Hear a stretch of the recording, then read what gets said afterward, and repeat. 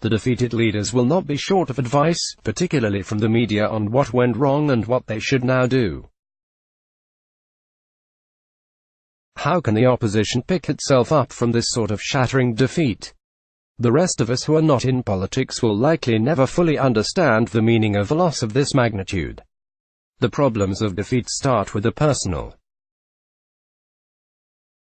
The loss of confidence in oneself and the shame of knowledge that others are looking at you differently are not things that most of us face on this scale.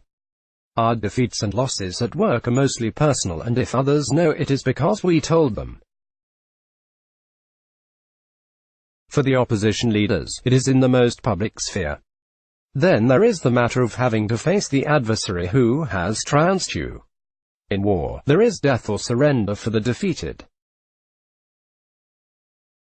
In politics, the defeat is already in the past. It is over and done with. It is the present that must be engaged with, and you have to work with the person and people that till yesterday you were abusing and being abused by. But the argument is ended and you have been humiliated. What is to be done from now on? The defeated leaders will not be short of advice, particularly from the media, on what went wrong and what they should now do. Some of this will be useful, but my guess is that most of it will not. At the television channel that I was a guest on, we were laughing over our designations, varished Patrika. The fact is that 30 years or 40 years of experience in writing stuff is not a substitute for 35 minutes spent addressing a rally and the signals a crowd sends out. Nobody understands the deep causes of defeat and victory better than the defeated. The defeated have been to all the battlefields.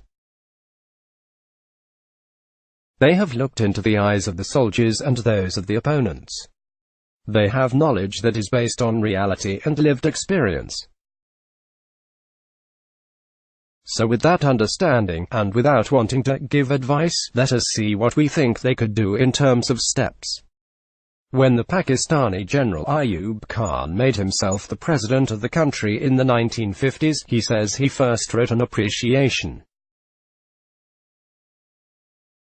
This is apparently a military term which figures out the position that one finds oneself in. That would be a good first step in my opinion. It is fun to assess victories. Students of military history spend many hours studying maps of Julius Caesar at Pharsalus or Alexander at the Jalem. It is probably excruciating to assess a defeated position, and yet it must be done. State by state and candidate by candidate, there should be an assessment. I do not mean a judgment of the present and where things stand.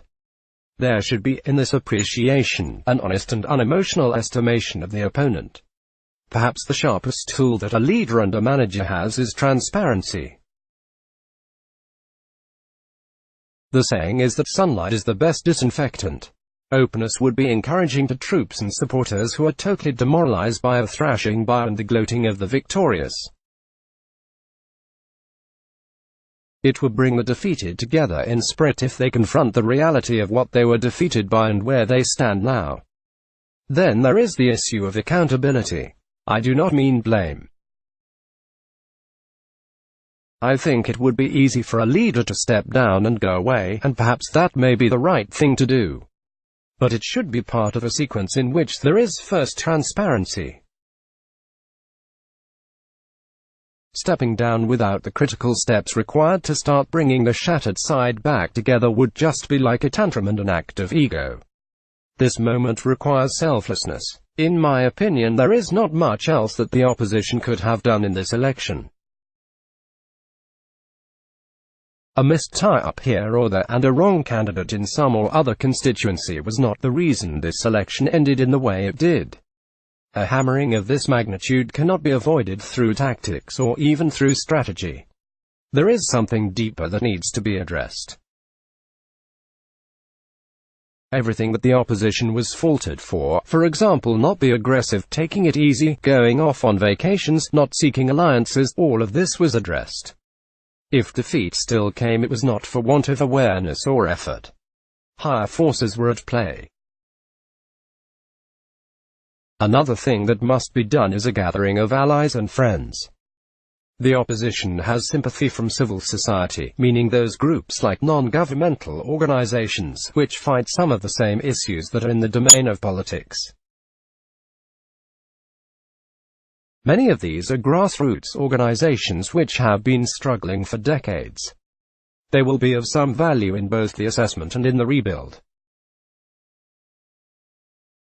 The third last thing is that defeated parties, particularly older ones, should go back to the founding principles and examine how far or close the party is currently to them. There was something within that made the party attractive to Indians.